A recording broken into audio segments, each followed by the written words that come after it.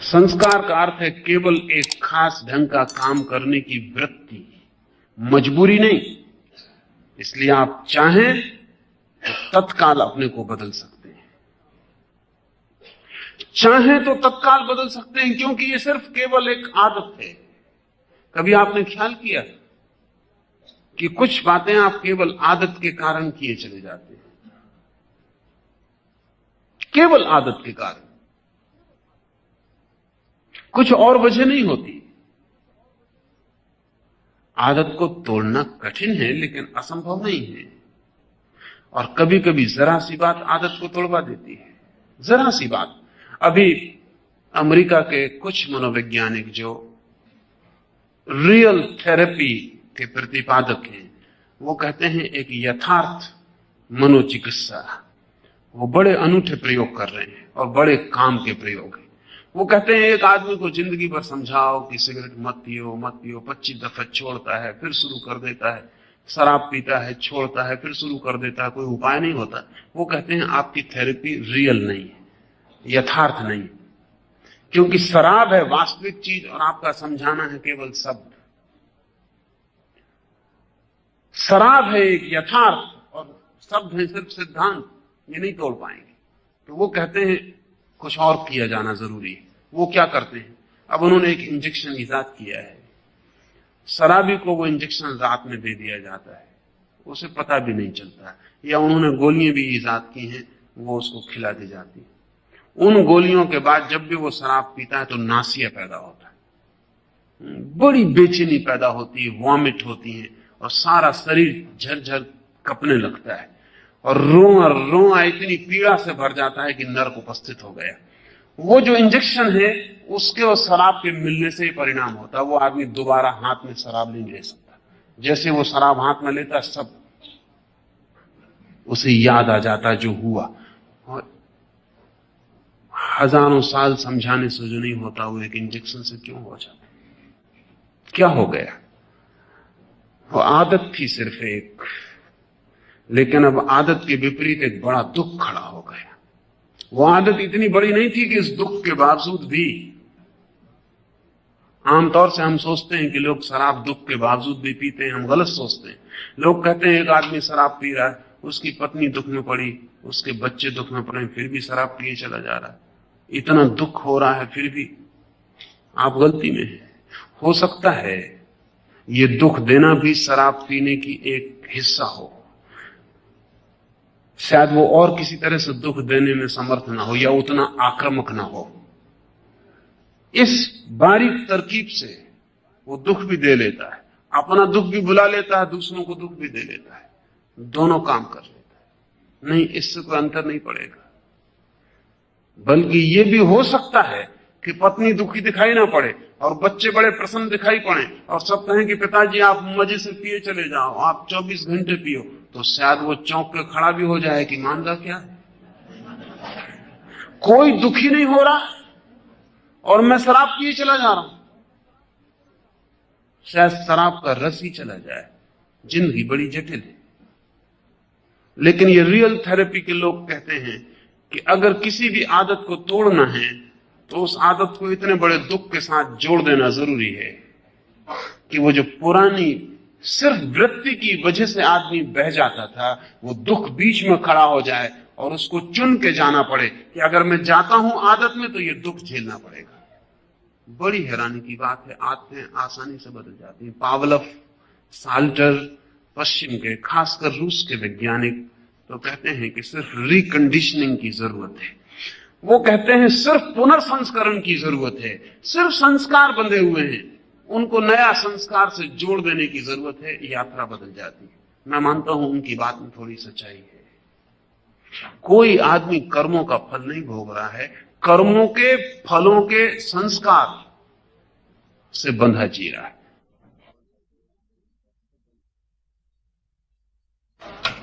संस्कार मजबूत है अगर आप उसके साथ बहते हैं, कमजोर है अगर आप निर्णय करते हैं और रुक जाते हैं।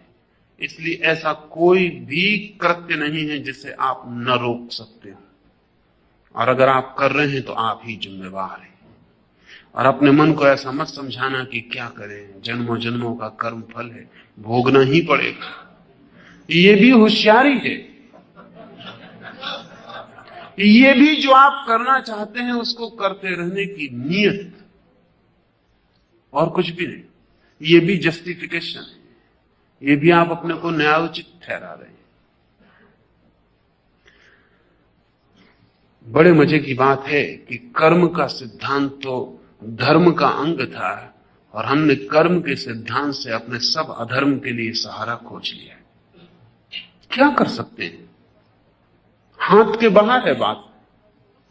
जो हो चुका वो हो चुका, वो भोगना ही पड़ेगा। जो हो चुका वो आप भोग चुके हैं। अगर आप पुनः उसे दोहरा रहे हैं तो ये केवल एक बार बार दोहराई गई आदत है, किसी कर्म का फल नहीं। हर बार दोहरा के फल पाएंगे और हर बार आदत मजबूत होती चली जाएगी। धीरे धीरे आदमी आदतों का एक पुंज ही रह जाता है। हम सब आदतों के पुंज। इन आदतों को बदलना हो तो संकल्प की जरूरत है, और संकल्प की शुरुआत इससे होती है कि आपको ये ख्याल में आ जाए कि ये बदली जा सकती है। अगर आपको ये ख्याल है कि बदली ही नहीं जा सकती तो आपका संकल्प बिल्कुल मर जाएगा। एक जर्मन यहूदी फ्रैंकल पिछले महायुद्ध के वक्त जर्मनी के एक बड़े कारागृह में बंद था। उसने लिखा है, बड़ी हैरानी की बातें लिखी। उसने अपने संस्मरणों में लिखा है, क्योंकि वो एक मनस्विद है, वो निरीक्षण करता रहा क्या हो रहा है। दिसंबर करीब आ रहा था, त्योहार के दिन करीब आ रहे थे, और सभी कैदियों को यह आशा थी कि कम से कम क्रिसमस के करीब छुटकारा हो जाएगा। क्रिसमस के करीब हिटलर दया करेगा और लोग छोड़ दिए जाएंगे। फ्रैंकल ने लिखा है कि क्रिसमस तक कितनी ही तकलीफें दी गई कैदियों को, कोई नहीं मरा। लोग बीमार रहे, लेकिन एक आशा थी। क्रिसमस करीब आ रहा है, उस आशा के साथ प्राण में बल था। उसने लिखा, जिस दिन क्रिसमस निकल गया उसके 15 दिनों में अनेक लोग मरे क्रिसमस के बाद। और उसका कहना है कुल कारण इतना था उस 15 दिन में मरने वालों का कि सब आशा टूट गई। क्रिसमस पर भी छुटकारा नहीं मिला, अब कोई आशा नहीं। जब आशा नहीं रह जाती तो जीवन ऊर्जा क्षीण हो जाती। जिस कारागृह में फ्रैंकल बंद था उसमें एक एटॉमिक भट्टी थी, जिसमें हजारों कैदियों को इकट्ठा रख के क्षण भर में राख किया जा सकता था। रोज हजारों कैदी राख होते थे, रोज उस भट्टी की चिमनी से धुआं निकलता था। फिर उनको कारागृह बदला गया। कोई 500 कैदी फ्रैंकल के साथ दूसरे कारागृह में भेजे गए। 2 दिन पैदल उन्हें चलाया गया। ठंडी रातें, नंगे पैर, बिना कपड़ों के, भूखे प्यासे उन्हें चलाया गया। बिल्कुल थके हुए, मुर्दा, मरे हुए वो किसी तरह पहुंचे। आधी रात में जब वो पहुंचे कारागृह में तो उनकी जांच पड़ताल होने में पूरी रात लग गई। एक एक आदमी को अंदर करने में जांच पड़ताल करके अंदर किया गया। फ्रैंकल ने लिखा है, इतनी यातना, इतनी यात्रा, इतनी थकान, भूख, परेशानी, और रात जब हम खड़े थे 12 बजे मैदान में क्यों लगा के, तो ओले पड़ने लगे, बर्फ पड़ने लगी। लेकिन फिर भी सब गीत गा रहे थे, गुनगुना रहे थे, मजाक चल रही थी, लोग हंसी कर रहे थे। और कुल कारण इतना था कि उस जेल खाने में चिमनी नहीं दिखाई पड़ रही थी। वो जो चिमनी थी पिछले जेल खाने में वो नहीं थी। सब दुख भूल गया। ये 2 दिन की यात्रा, ये वर्षों की तकलीफ सब भूल गई।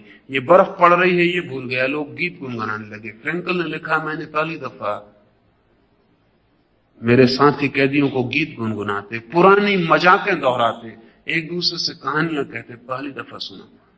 तो मैं बहुत हैरान हुआ कि बात क्या है। तब थोड़ी देर में पता चला कि वो चिमनी नहीं दिखाई पड़ रही, वहां आश्वस्त है, कितनी ही तकलीफ होगी, मौत अभी करीब नहीं।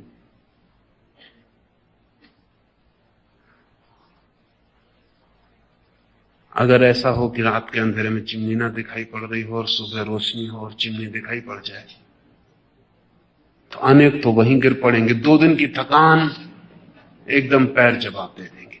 आदमी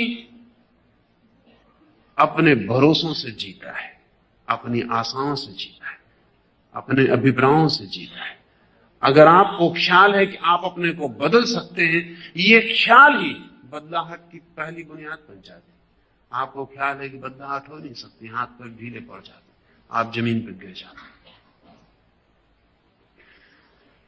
जिंदगी की ऊर्जा आपके ख्यालों से उठती और गिरती है। मैं आपसे कहता हूं, संस्कार हैं आपके पास, लेकिन संस्कार पानी की सूखी रेखाओं की तरह। अगर पानी को कुछ ना किया गया तो वो उनसे बह जाएगा, लेकिन अगर जरा सी ही चेष्टा की गई तो पानी नई रेखा बना लेगा। पुरानी रेखा कोई नियति नहीं है कि पानी उसी से बहे। कुछ न किया गया, पैसिवली पानी छोड़ दिया गया तो पुरानी रेखा से बहेगा, लेकिन अगर जरा सी भी चेष्टा की गई तो पुरानी रेखा मजबूर नहीं कर सकती पानी को बहने के लिए। बस इतना ही संस्कार है आदमी पर। अतीत से हम बंधे, लेकिन भविष्य के प्रति हम मुक्त हैं। इसे थोड़ा ठीक से समझ लें। अतीत से हम बंधे हैं, लेकिन बंधे हैं अपने ही भाव के कारण। भविष्य के प्रति हम मुक्त हैं, और हम चाहें तो एक झटके में अतीत की सारी रस्सियों को तोड़ दें। वे रस्सियां वास्तविक नहीं है, जली हुई रस्सियां हैं, राख की रस्सियां, रस्सियों जैसी दिखाई पड़ती। एक रस्सी को जलाएं, जल जाए, राख हो जाए, फिर भी बिल्कुल रस्सी मालूम पड़ती, रेसा रेसा। और छू के न देखें तो यह भी हो सकता है कि हाथ में बंधी हो तो सोचे कि कैसे भाग सकते। छू के जरा देखें, जली हुई है, टूट सकती, अभी गिर सकती है। संस्कार का अर्थ है जली हुई रस्सियां, लेकिन अगर आप उनको रस्सियां मान के चलते हैं तो आप उनको प्राण देते हैं। मनुष्य अपने कर्म का फल भोगता है और प्रतिपल नए कर्म करने को मुक्त हो जाता है। सिर्फ आदत के कारण पुराने को दोहराए, बात दूसरी, लेकिन पुराने को दोहराना अनिवार्य नहीं है। इसलिए कोई आदमी अगर ठीक संकल्प का आदमी हो तो एक क्षण में पूरी जिंदगी बदल ले सकता। एक क्षण में इस तरफ एक जिंदगी और दूसरी तरफ दूसरी जिंदगी शुरू हो सकती है। इस बदलाहट को मैं संन्यास कहता हूं, इस संकल्प को मैं संन्यास कहता हूं। जब कोई आदमी तय करता है कि अब मैं पुराना नहीं रहूंगा, मैंने नए होने का तय कर लिया, एक क्षण में भी ये हो सकता है और जन्मों जन्मों में भी ना हो, हम पर निर्भर है।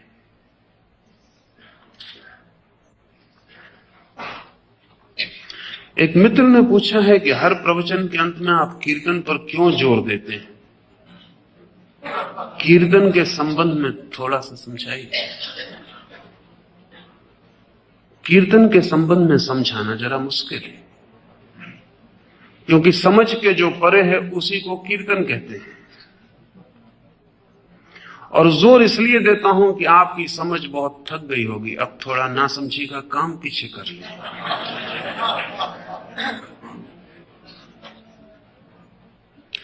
जो मैं बोल रहा हूं वो तो आपकी बुद्धि पर आघात करता है। अगर आप इस तरह सुन रहे हो कि बुद्धि को हटा दें तो आपके हृदय तक जाता है, लेकिन ऐसा सुनना कठिन है।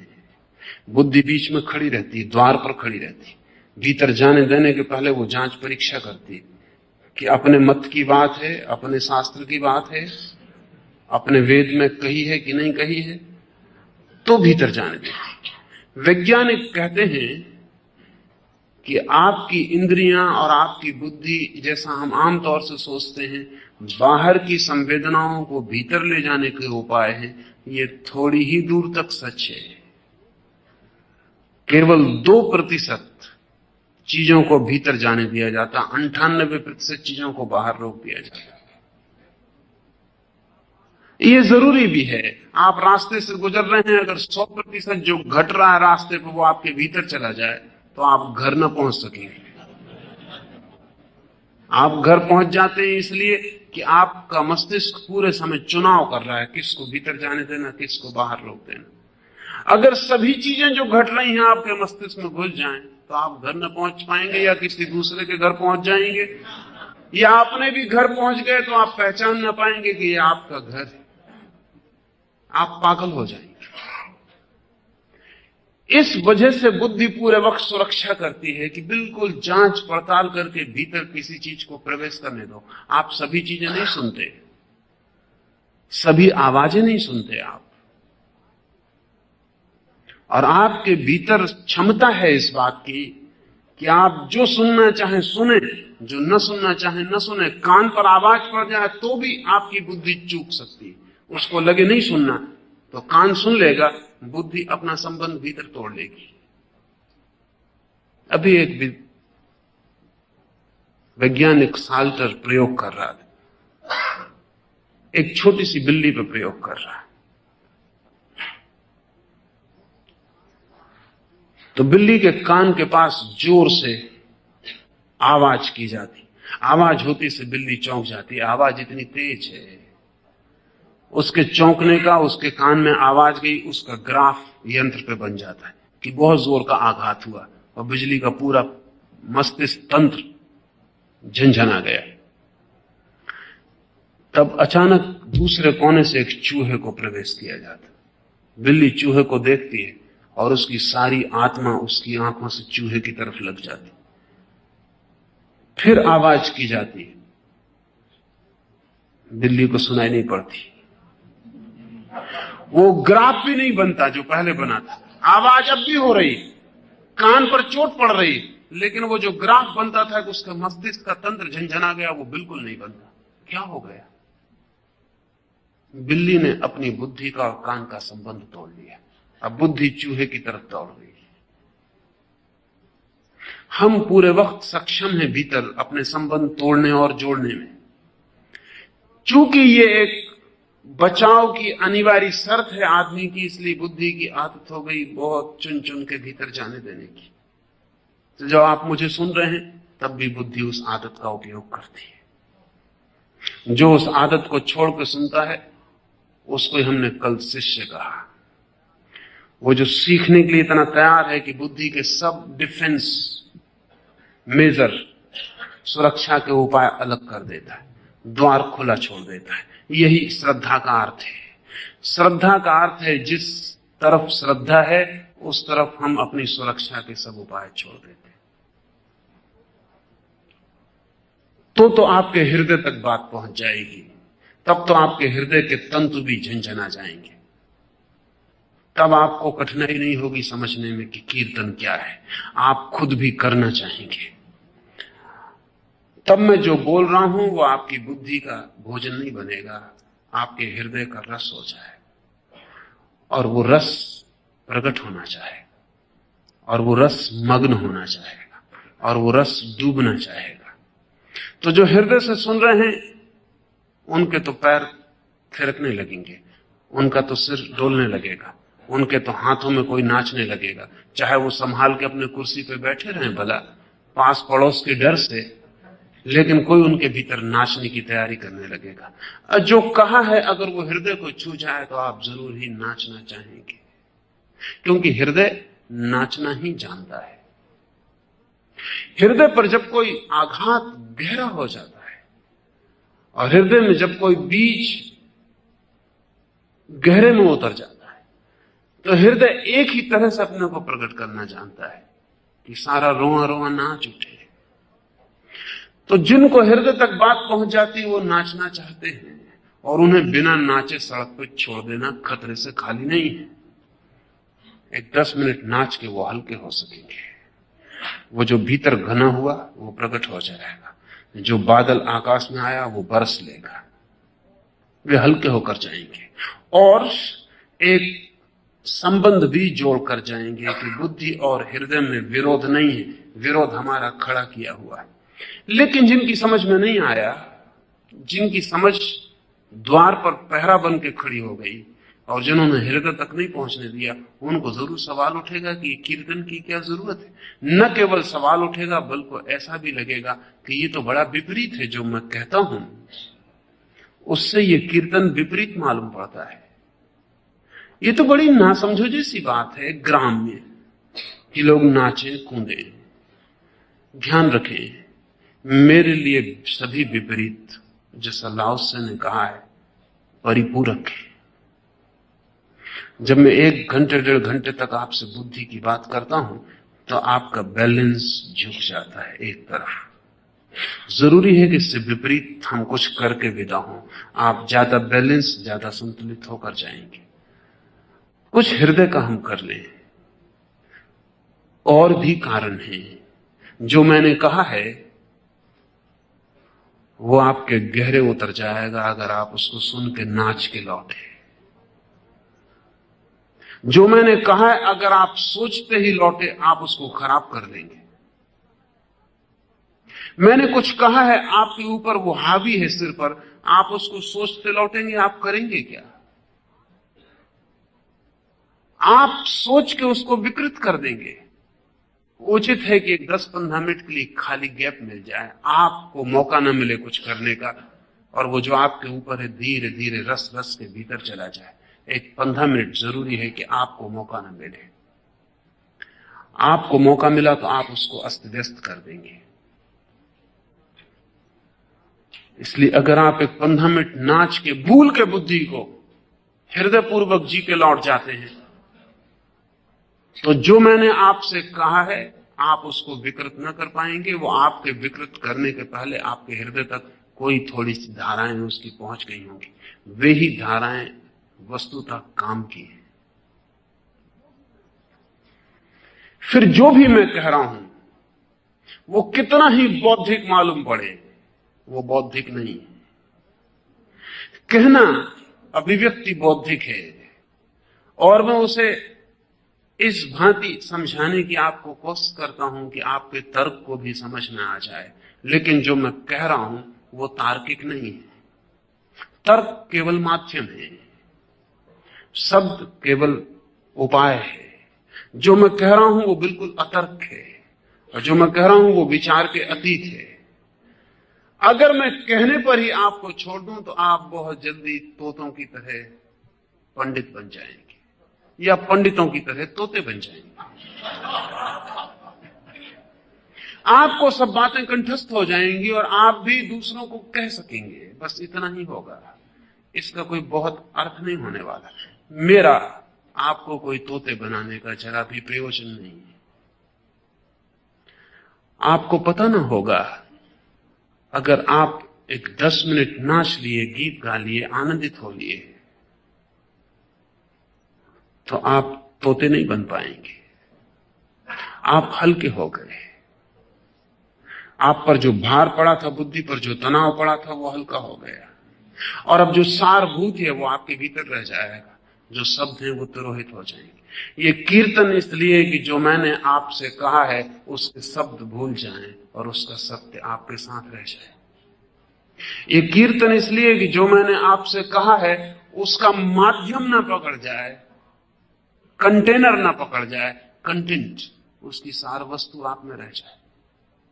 तो मैं नहीं कहता आपसे कि जो मैं कहता हूं उसे आप याद रखें। मैं कहता हूं आप कृपा करके भूल जाएं, आप उसे याद मत रखें। जो सार्थक है वो भीतर रह जाएगा, वो आपकी जिंदगी में जगह जगह से कभी कभी प्रकट होगा।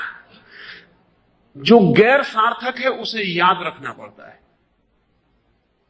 इमर्सन ने कहीं शिक्षा की परिभाषा करते वक्त कहा है कि शिक्षा वो है जो स्कूल छोड़ने पर भूल जाती है, सब भूल जाती, लेकिन फिर भी एक शिक्षित और अशिक्षित आदमी में एक फर्क रह जाता है। वो फर्क क्या है? वो फर्क क्या है? वो जो सार्थक था अगर डूब गया तो वही फर्क है, वही सुसंस्कार है, वही संस्कृति है। शिक्षा तो भूल जाती है। आज कितनी आपको ज्यामिति की थ्योरम याद है, अंग्रेज लेखक समरसेट मॉम ने लिखा है कि मैं लाख उपाय करूं, और उसकी बात मुझे समझ में पड़ी क्योंकि मैं भी उसी परेशानी में रहा हूं। लिखा कि लाख उपाय करूं, ए से लेके जेड तक पूरी वर्णमाला याद नहीं आती, मुझे भी नहीं आती। उसको फिर गिनना पड़ता है। डिक्शनरी देखो तो फिर से देखना पड़ता है कि एच किसके आगे और किसके पीछे। समरसेट मॉम ने लिखा है कि कितने उपाय करो वर्णमाला याद नहीं आती। वर्णमाला याद आने के लिए है भी नहीं, भूल ही जानी चाहिए, क्योंकि जिनको वर्णमाला ही याद आती है उनको फिर कुछ और याद नहीं आएगा। वर्णमाला याद रखने की चीज नहीं, भूल जाने की चीज है। उसका काम रह जाता है, उसका उपयोग रह जाता है, वही उपयोग। शास्त्रों के साथ कठिनाई है, सिद्धांतों के साथ कठिनाई है, शब्द याद रह जाते हैं, उपयोग बिल्कुल याद नहीं रहता। तो मैं जो कहता हूं वो आपके मस्तिष्क पर बोझ ना बन जाए, आप उस बोझ से हल्के होकर लौटे, भूल ही जाए, उतर ही जाए। तो जो सार है, जो बीज है, वो आपके भीतर पड़ा रह जाएगा, और किसी दिन अचानक आप पाएंगे कि उसमें अंकुर आ गए, उसमें फूल आ गए। वे फूल जो मैंने कहा है उसके सत्य की खबर देंगे, और जो मैंने कहा है अगर वही आपको याद है तो केवल शब्द आप में दोहरते रहेंगे और सत्य से आप वंचित हो जाएंगे। इसलिए भी कि मेरा मानना है कि बुद्धि से कोई कभी परमात्मा तक नहीं पहुंचता है, सोच सोचकर कोई कभी सत्य तक नहीं पहुंचता है। नाच के तो कभी कभी कुछ लोग पहुंच गए हैं, हिसाब करके कभी कोई नहीं पहुंचा। कुछ पागल तो कभी कभी पहुंच गए हैं, लेकिन होशियार लोग नहीं पहुंच पाते, उनकी होशियारी ही बाधा बन जाती। लेकिन एक अड़चन, जो लोग पागलपन की बात करते हैं वो होशियारी की बात नहीं करते, इसलिए होशियार आदमी उनके पास फटकते ही नहीं।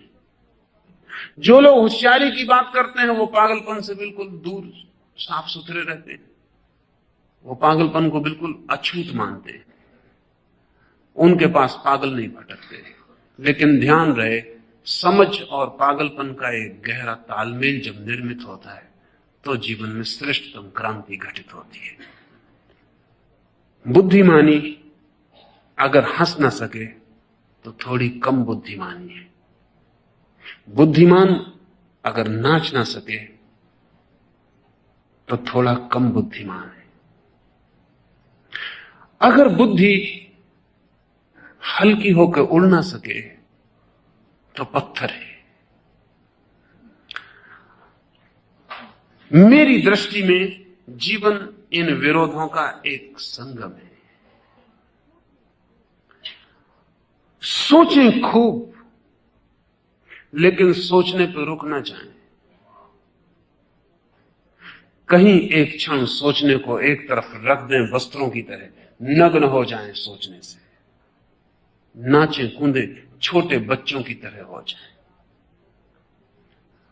अगर आप छोटे बच्चे में और बुद्धिमान में दोनों के बीच कोई सेतु बना लेते हैं तो आपने वो गोल्डन ब्रिज, स्वर्ण सेतु बना लिया जिस पर से होकर ही सभी को जाना पड़ता है। अगर आप वो नहीं बना पाते हैं आप अधूरे रह जाएंगे। अगर आप सिर्फ नाच ही कूद सकते हैं तो आप पागल हैं। अगर आप सिर्फ सोच ही सकते हैं तो आप दूसरे ढंग के पागल हैं। अगर आप ये दोनों एक साथ आप में संभव है तो इन दोनों का मिलन एक नए तत्व को जन्म दे जाता है जिसको प्रज्ञा कहते हैं, जिसको विजडम कहते हैं। इसलिए भी एक और मित्र ने पूछा है कि हमने बहुत कीर्तन देखे, लेकिन कीर्तन में एक व्यवस्था होती है, ढंग होता है। ये यहां जो होता है बिल्कुल बेढंगा है, इसमें कोई व्यवस्था नहीं। कोई कैसा ही नाचता कूदता है, कोई कैसा ही चिल्लाता है। उनका ख्याल ठीक ही है, जान के ही ये अव्यवस्था है। ऐसा कहिए कि व्यवस्थित है, व्यवस्था से ही ये अव्यवस्था है, ये कोई अकारण नहीं हो रहा है। क्योंकि मेरा मानना है कि जब कोई व्यवस्था से नाचता है तो नर्तक हो सकता है, कीर्तन नहीं।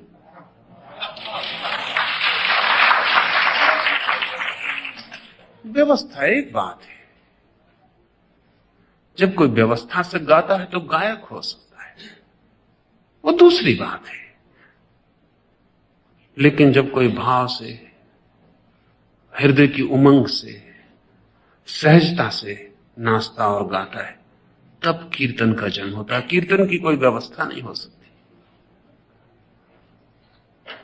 नृत्य एक बात है और कीर्तन में नाचना बिल्कुल और बात है। स्पॉन्टेनियस, सहज स्फूर्त होना चाहिए। जो अंतर में उदित हो रहा हो वही होना चाहिए।